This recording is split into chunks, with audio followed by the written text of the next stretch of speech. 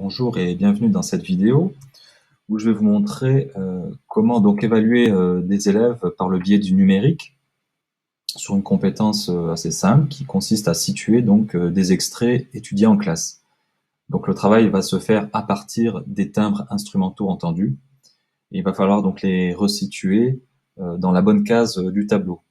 Alors les extraits étudiés sont des extraits de Carmen, de Bizet. Alors il s'agit de l'Intermezzo et les Dragons d'Alcala, qui adoptent une structure somme toute assez simple. Et donc il s'agit pour l'élève d'écouter l'extrait, enfin les extraits, et de les resituer, de les déplacer dans le tableau. Donc il double-clique sur la vidéo. Alors évidemment, au préalable, il faut constituer la banque de sons en fait. Il s'agit d'extraits MP3 qui ont été uploadés sur YouTube. Et donc ensuite, une fois que c'est identifié, on déplace l'extrait au bon endroit. Une fois que l'élève a terminé son travail, normalement, il doit rester une case vide puisqu'il n'y a que 7 extraits et 8 cases au total. Et donc, une fois terminé, l'élève peut partager son travail avec le professeur pour évaluation. Alors, je vais faire une petite aparté par rapport à la conception du diaporama. Là, comme vous ne le voyez pas, évidemment, je ne peux pas modifier la place des objets. Vous voyez, cet objet texte ne peut pas bouger, la consigne non plus, le tableau non plus ne bouge pas. Seuls les extraits sont déplaçables. Alors, comment est-ce que j'ai fait ça? Tout simplement en ajoutant ces objets, ces différents objets, au modèle de diapositive. Pour l'ajouter au modèle de diapositive, en fait, on fait un clic droit sur l'objet et on fait ajouter au thème. Et donc, on ne peut plus modifier cela, sauf en passant, bien sûr, par le menu modifier le masque, auquel cas, tout devient à nouveau sélectionnable. Alors, j'aurais pu également procéder différemment pour les extraits. Là, je suis passé par des extraits que j'ai mis sur YouTube. J'aurais pu également simplement créer des formes. Par exemple, une forme, un rond, que j'appellerai par exemple grand 1,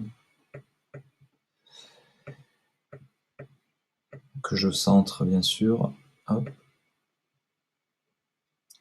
Et ensuite mettre un lien hypertexte sur cette forme, c'est-à-dire clic droit, lien, et donc coller ici le lien du MP3 que j'aurais préalablement, évidemment, uploadé sur un service de cloud. Donc par exemple, si je stocke mes MP3 sur OneDrive ou sur l'ENT ou que sais-je, vous collez ici le lien d'accès à votre fichier son. Alors après, c'est un peu plus compliqué parce que l'élève va devoir cliquer donc sur le lien qui va lui-même s'ouvrir dans un nouvel onglet. Et donc, ça demandera à l'élève de jongler d'un onglet du navigateur à l'autre. Mais c'est une possibilité également qui s'offre à vous et que je trouve assez intéressante. Voilà pour ces petites astuces. Alors, pour convertir les extraits MP3 en format vidéo, étant donné que l'outil de Google que j'utilise, Slide, n'accepte pour l'instant que des vidéos qui sont issues de YouTube. Donc pour convertir les MP3 en vidéo sur YouTube, le site utilisé s'appelle Tunes2Tube.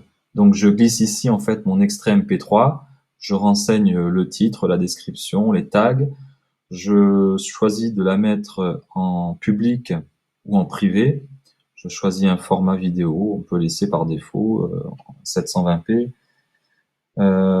Je clique ici sur Create Background Image. Il va reprendre donc mes éléments de titre et description pour créer en fait la jaquette de la vidéo.